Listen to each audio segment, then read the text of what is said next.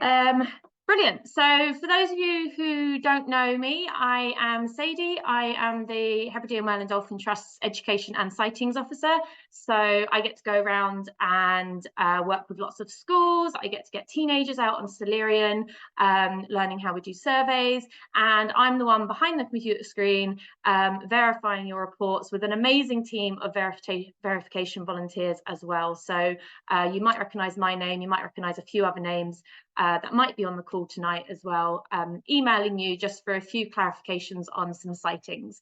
So yeah, we're the ones behind the screen getting jealous of all the amazing things you guys are seeing, but also get to go out and see a few of them for ourselves as well. So what I wanted to do tonight is just have a wee celebration of the year. It's been an amazing year, as you're going to hear. And I just wanted to kind of celebrate what's been seen, the effort you guys have all put into reporting your sightings, give you some stats, some very basic stats, and then go through some of the highlight sightings that we've received, which has been very hard to narrow down. And then I'm also going to share some of the verification team's highlights, personal highlight sightings, and then we've got a wee quiz, and then we're going to hand over to you to share your sightings.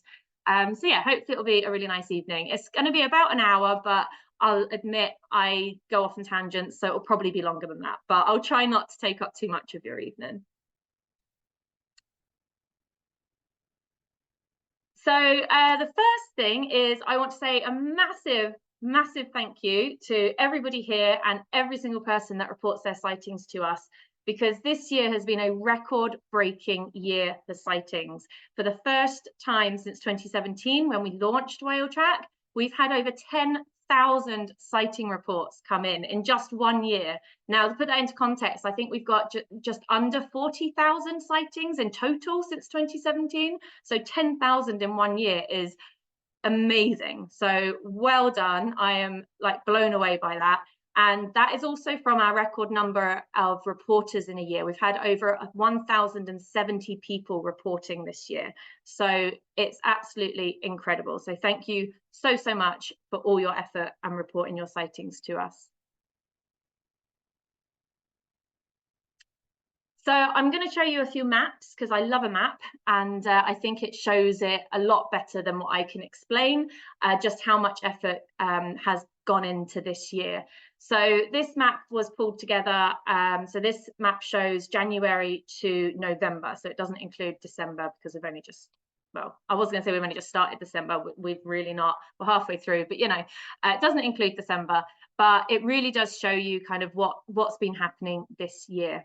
So we've had a 53% increase on last year of sighting reports. So like I say, over 10,000, almost 11,000. So absolutely amazing, with a 23% increase in the number of new people joining Whale Track, which is incredible, and 66% increase in the number of active reporters. So over at 1,070. And the map shows this effort really well, quite a nice visual, and the spread of it as well. So we removed the geographical boundary on Whale Track last year, I believe it was. So we started getting a few thetrickles of sightings in last year, but this year has really kind of blown up with everyone across Scotland sending in their sightings.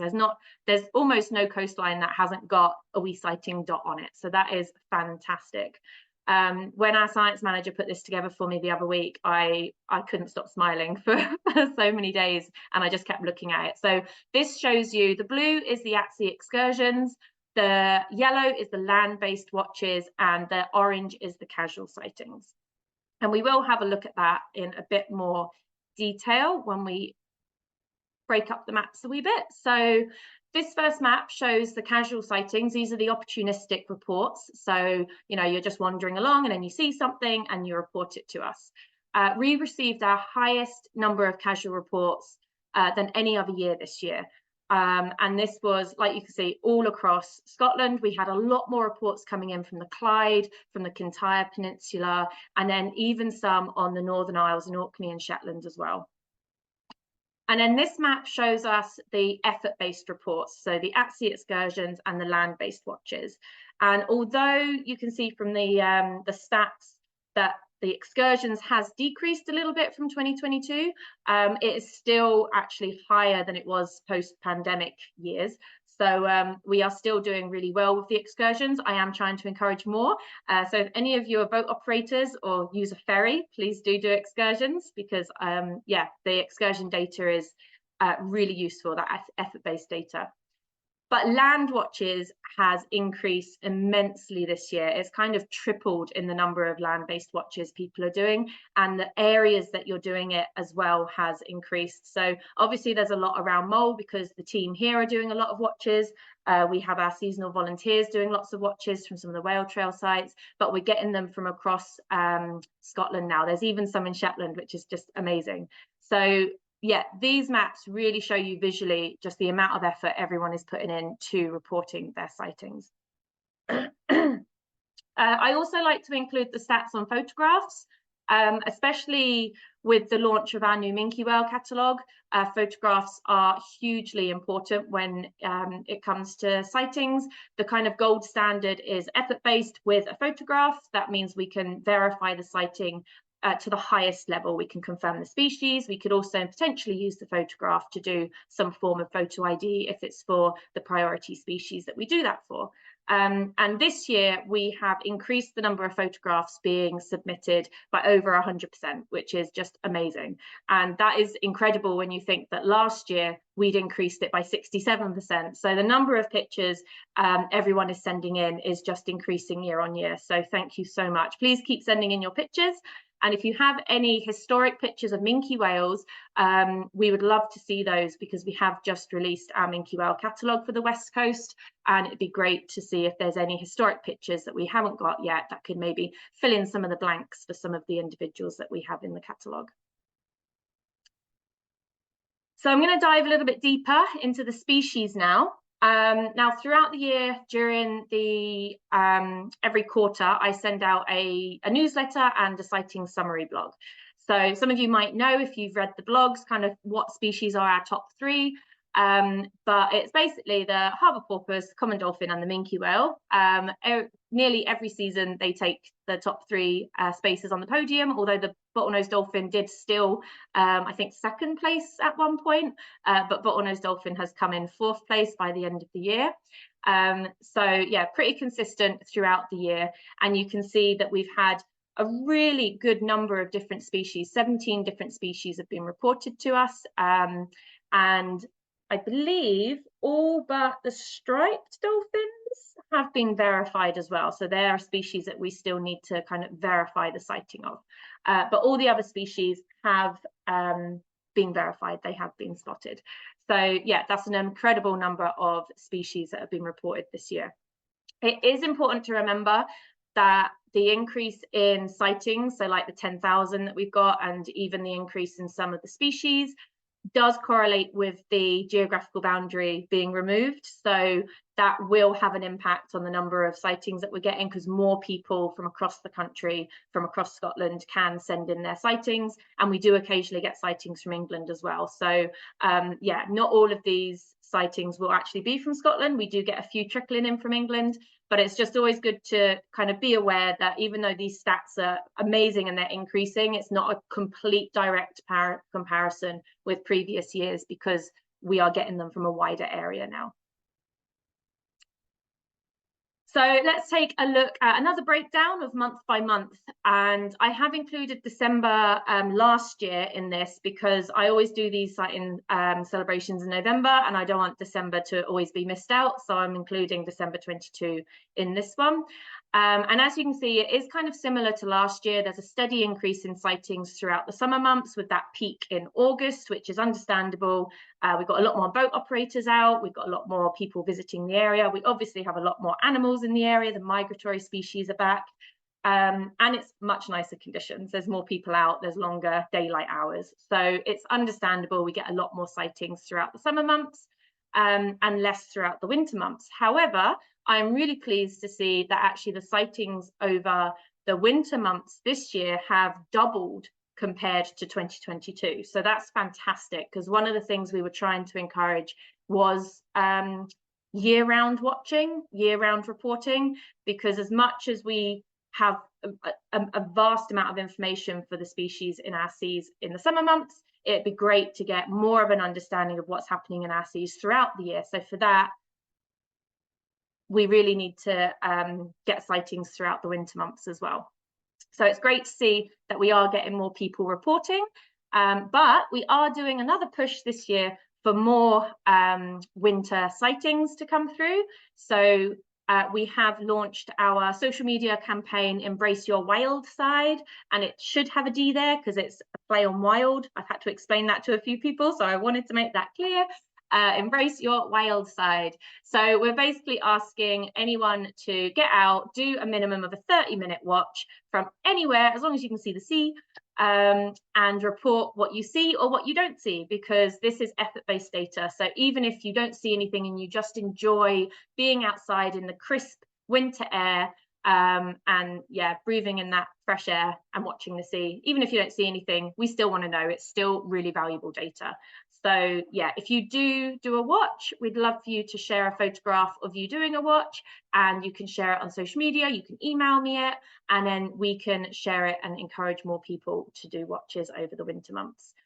You don't just have to go and sit on a bench like I did here. You could also record any ferry trips you do, or if you're ever out on a boat, record it as an excursion. Any effort-based data would be fantastic. Or if you do have a casual sighting, please do let us know as well.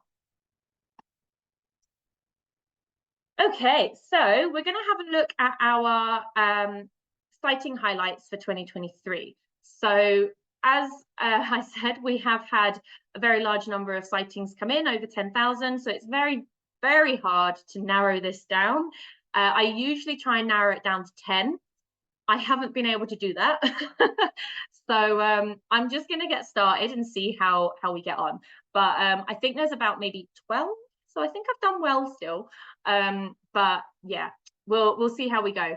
So we're going to start off with these guys, because last year I left these guys till last, and this year I thought I would talk about them first because everyone knows they're going to make an appearance anyway. So this is, for anyone that doesn't know, John Cohen Aquarius. They are what we believe to be the remaining two from the West Coast community. And once again, this year, they caused a flurry of excitement, as they do. Whenever they get spotted, everyone gets very excited and really wants to see them. But this year, all the way back in January, they were recorded through photo ID for the first time being seen off the Caithness coast. Now, it does stand to reason that they've passed the Caithness coast before, because we've got photo ID evidence that they've been seen on the east coast. So it stands to reason they've likely passed that coastline before, but this is the first time we've received photographic evidence that they have been there. So that was very exciting.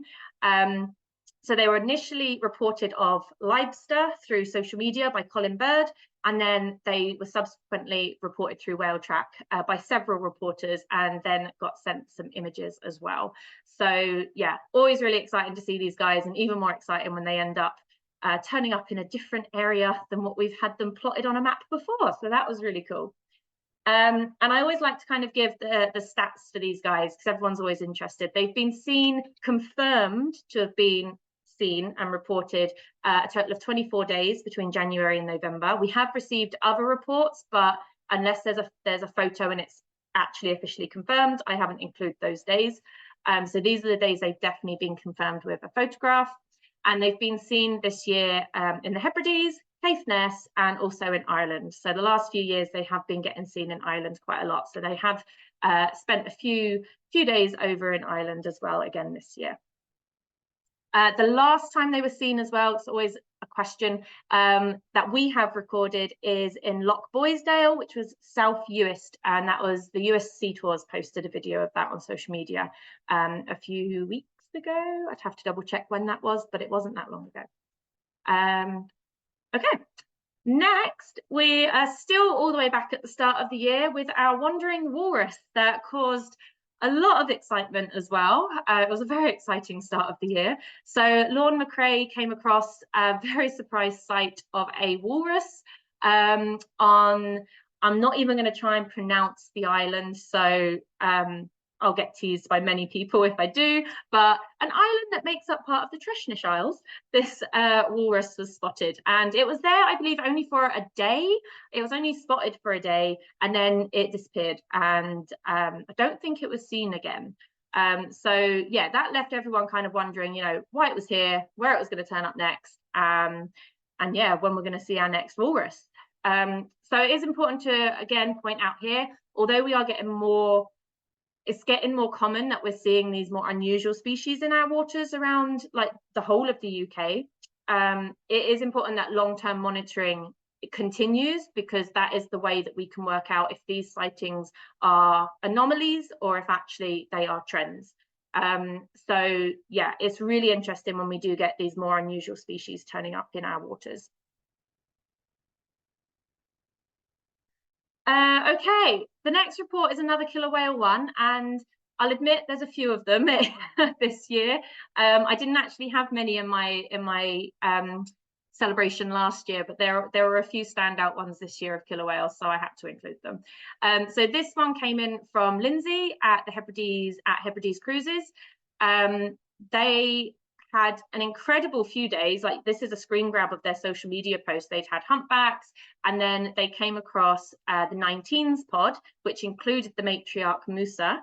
And as you can see from the photo, one of the individuals did a spy hop, which was the reason it's a standout, because that's absolutely incredible. And you can see Lindsay on the boat there, and like, it was just amazing for everyone on board. And I know Lindsay was yeah, I think she had one of the best days there, seeing a spy hopping killer whale so close to the boat, and knowing kind of what pod it was from as well. So that's just incredible. Then we've got this one. This was a very interesting sighting, and it had a few people scratching their heads. And I remember the exact moment that I was made aware of this report. I was on Silurian, I was sleep deprived. It was 11 o'clock at night. I was about to go to bed when my phone decided it was finally going to give me some signal. And I got pinged with all these messages about a beluga whale with a pod of Rizzos, which completely woke me up.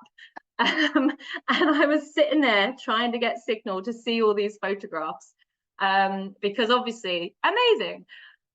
But I was skeptical, as I think anyone would be, really. Even the photographer was skeptical, because that is a very unusual sighting.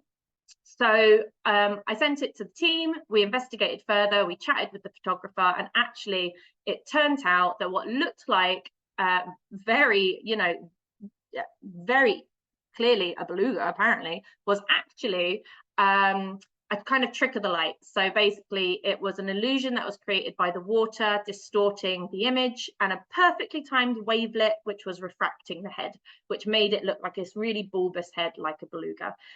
But you can see from the series of pictures that the reporter sent to us that actually it is a Risso's dolphin. So this is a really good case study for why photographs are so important, and not just one photograph, but a series of pictures, to be able to actually verify the species and what is happening in the kind of makeup of the group. So yeah, this was a very exciting one that got a few people debating what it was, and yeah, just shows that importance of pictures. But it's fantastic, so I had to include that one. And this year was a good, say good year. We had a lot of reports. We had 35 reports of northern bottlenose whales, reports coming in from Inverness, from Raasay, from Skye, Mull, Cole, Ullapool, all over. And I tried piecing together a timeline. This did feature in one of the sighting summaries. So I did piece together a timeline, and it did appear that there were at least 2 groups of animals, with 2 to 3 individuals in each group. Because there were reports coming in kind of on the same day of the animals in completely different areas with photographs. So it did confirm that there were 2 groups at the time. Unfortunately, at least one of the animals stranded on Skye in August, and then another was recovered in October in Kinloch U. So it didn't end well for all of the individuals, but hopefully the other ones did make their way out and were okay. So, you know, kind of a sad ending for some, but I did want to include it because, you know, northern bottlenose whales is another species that gets everyone very excited. I know a lot of our team and our volunteers and a lot of people on Mull went trying to see the animals when they were close around Mull. So it is always an exciting species to spot, even if it's a worrying one. And unfortunately, that does lead me on to something that isn't a celebration, but I do want to include it because I feel it is important. We did get quite a few reports of strandings this year, and although Whale Track isn't a strandings reporting app, we always recommend that if you do have an animal in distress or a washed up animal, that you report to BDMLR or SMAS. We do occasionally get people reporting stranded animals, and or animals that look like they might be in distress, and sometimes it's actually the first kind of indication that there might be something wrong, so they are still important reports. So this slide is not a celebration of the strandings, but more of a celebration of the incredibly dedicated volunteers who go out and help these animals, because there have been a lot of strandings and there has been a lot of people really helping with these these situations. So the first one is a young sperm whale that was reported by Katie Tunn and Andy Parker on Sky. Unfortunately, the youngster was in quite a poor condition. There was no sign of an adult, had little chance of survival, and sadly for an animal of that size, there's not much that can be done other than monitoring it. So BDMLR were amazing and monitored this animal for 10 days, day and night, until ultimately it passed away on the 6th of November. But you know, that is an incredibly challenging situation for these volunteers, and they are absolutely amazingly dedicated to have done that. So yeah, I just want to kind of show my gratitude for all these volunteers that are going out, spending their days and nights monitoring these animals and being there for them. We also had reports of dolphins stranding during the storms. There was actually a few after the storms, bottlenose dolphins stranding on Barra, which I believe was successfully refloated, which was fantastic. Another one did wash up on Tyree, and it did sadly pass away. And this again is where kind of photo ID comes in, because we do have the image, and our science manager will be looking into whether we know who this individual is and if this individual is from one of the resident pods on the West Coast. And then, of course, I'm sure you're aware of the mass stranding of the 55 pilot whales on the Isle of Lewis in July. BDMLR attended and administered first aid to all of the animals, tried to save as many as they can, but sadly, in these situations, it is actually very difficult to save the animals. And I believe only one of them survived and was refloated out of all of them. And SMAS were then on scene for days doing necropsies, trying to find out what caused it and to learn as much as they can. So again, absolute dedication from the SMAS volunteers. So thank you so much. So not much of a, you know, not a good slide, but I just want to celebrate the amazing volunteers from BDMLR and SMAS who are putting in so much effort to help these animals. So yeah, thank you very much. If any of you are medics or SMAS volunteers, thank you very much. Now, hopefully I'm going to cheer you up a bit, because we don't just get stranding reports of some of these more prone to stranding animals. We did get some positive sightings of long-fin pilot whales as well this year. So Liam and David reported after the mass stranding. So I did make sure the timeline worked out. So after the mass stranding, they did see 8 to 20 pilot whales off the coast of Aberdeen, and as far as we're aware, these ones didn't get into difficulty, so that is really good. So we do get some positive sightings as well. Obviously, again, everyone would have been on high alert because they were quite close to shore, but as far as we know, these ones were okay. Okay, hopefully I've not depressed everyone too much, and we can carry on with the celebration of sightings. And this one was amazing. So this is the report of many basking sharks in the Moray Firth. Very, very unusual number of basking sharks that congregated across the Moray Firth. I think the highest report was 60, so we were getting like between 40 and 60 basking sharks being reported, and there are images of quite a few basking sharks together in the area, which is a very unusual sighting, and also obviously very exciting for everyone that got to see them. The videos and the photographs that were shared with us, but also on social media, do indicate that the animals were there to feed, but also they were showing kind of nose to tail behavior, which we believe is connected with courtship. So that's incredible. So that's really important kind of behaviors being witnessed in that area. And I believe they stayed for a good couple of months as well. We were getting reports, I think, throughout August and September. So it's a long period that these animals were in the area for. Then we have a minke whale. So this one is a really cool match that was made. A photo ID match was made. So Jock from Sky Explorer had a fantastic trip when they came across a feeding frenzy. Everyone loves a feeding frenzy. You have so many different species in the area. So they had feeding birds, they had dolphins, and they had several minke whales. And they got a picture of a minke whale with a very distinctive fin. And Jock asked the photographer for permission to send us the image. Our science manager was able to look through our minke whale catalogue that she'd been working on at the time, and was able to identify the individual as FD47, known as Chunky. So very exciting. Chunky has been recorded on the west coast of Scotland in 2008, 2011, 2018, and now in 2023.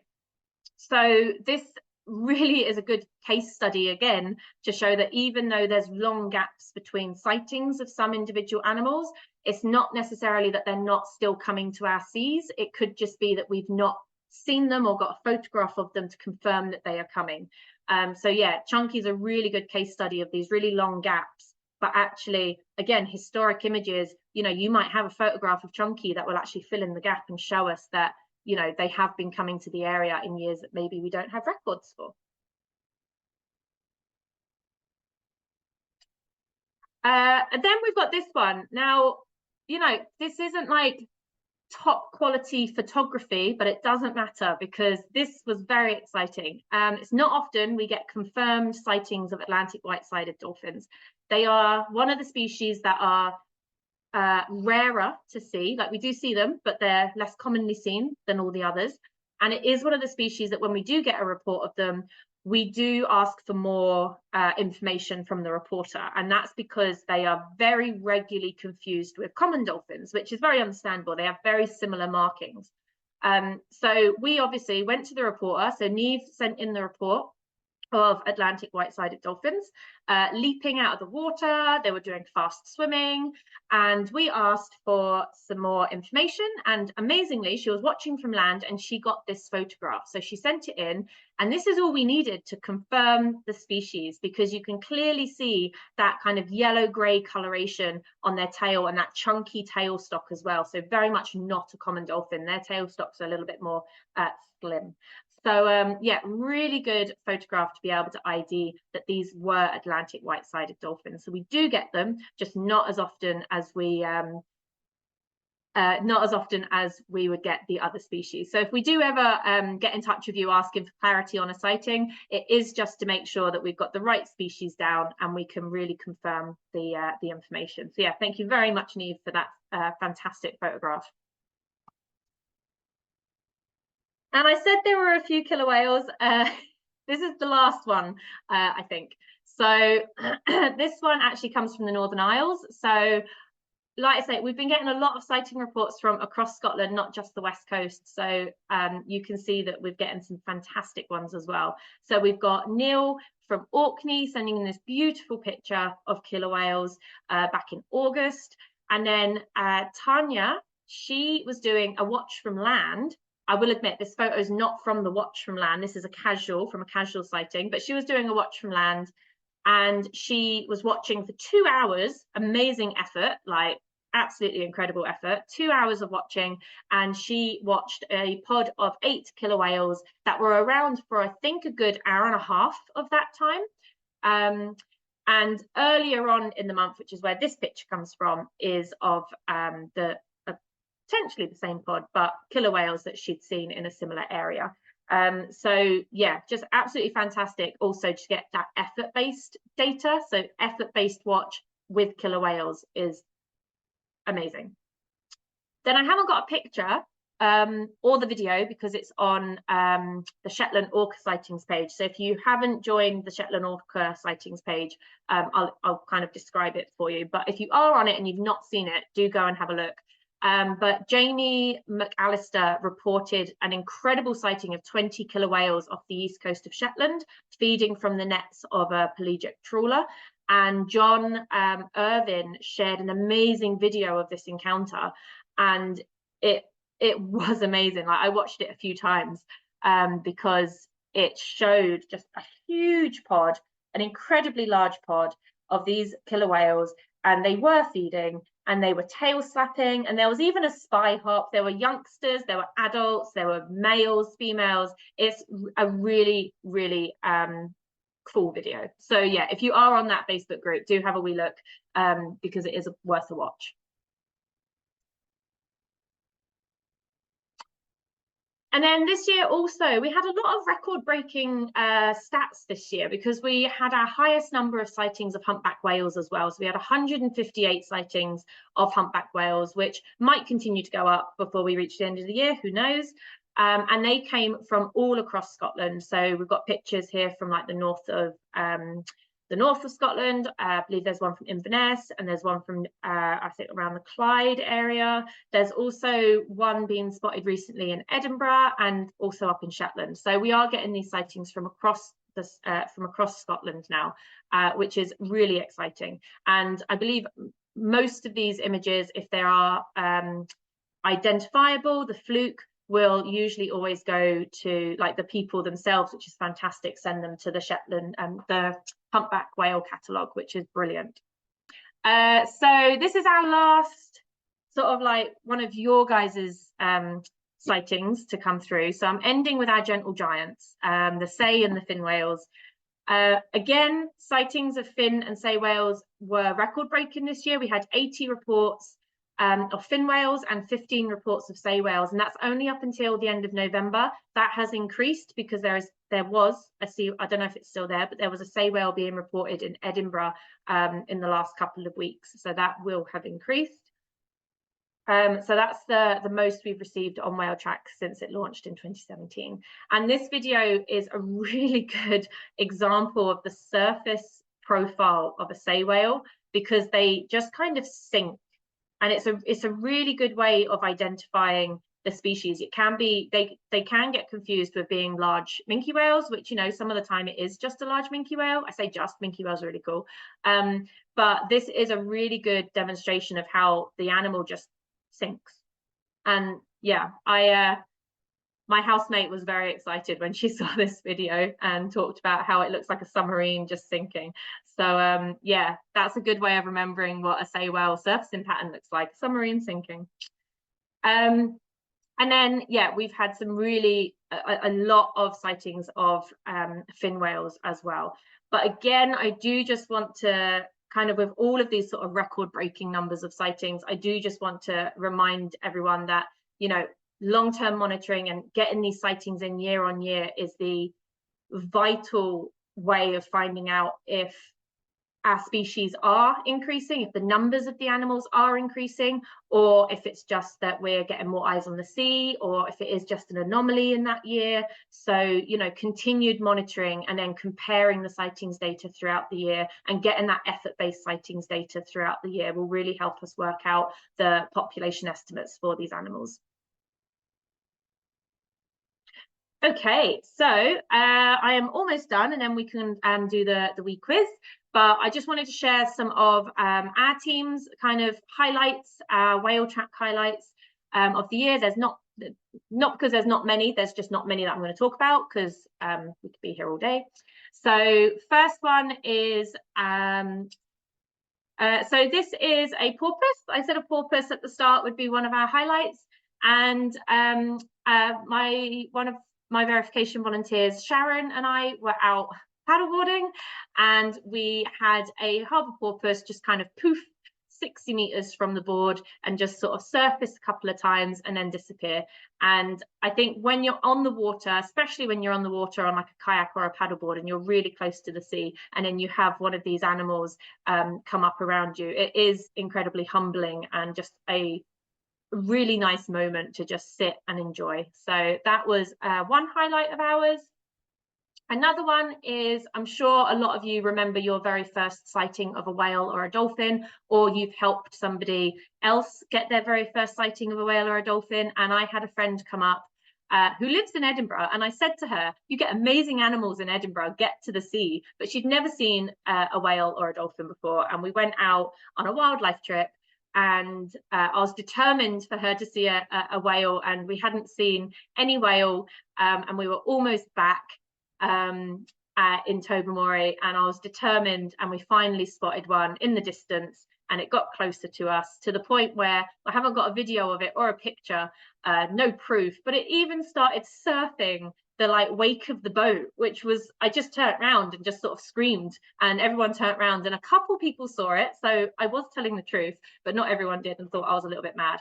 But there was the minke whale was surfing the boat. It was really cool, and she got to see her very first whale, so that was definitely a highlight. And then finally, our verification volunteer Helen and science officer Hannah, while on Silurian, but it was a whale track sighting, they were at breakfast, so they weren't recording at the time, and a pod of bottlenose dolphins started swimming around the boat during breakfast, which, you know, if you've ever been on Silurian, that's a very special moment. Even if you're not on Silurian, having bottlenose dolphins at breakfast is a very special moment. So because they weren't recording at the time on Silurian, they did log it on the whale track. So when I asked them for their highlight, they put that one down, so I wanted to share that as well. Okay, so I'm going to hand over to you very shortly after the quiz, and one of my questions will be what your standout sighting of the year is, which some of you have shared already, and we'll have a wee chat about that, but also what your must-see is for next year. And I will admit my must-see for next year is the same as what my must-see was for this year. And even though we've had record-breaking numbers of reports of this animal, I have still yet to see one. So my must-see for next year is a humpback whale still. So I've never seen one, and everyone I know has. So fingers crossed that at some point next year, I will see a humpback whale. Brilliant. Before I move over to the quiz, I just want to let you know about a few events that are coming up. Another wee shout out for doing land-based watches and embracing your whale side. But our winter webinars will be starting up in January. My colleague is busy planning those, and they sound like they're going to be really good. So please tune in for those. More information will be coming soon, so just keep an eye on our Eventbrite page. And also I'll be delivering a whale track training course in April. So anyone that wants to learn a little bit more about species ID, about effort-based monitoring, if you know anyone that wants to learn about it and join whale track, let them know and they can come along to the training.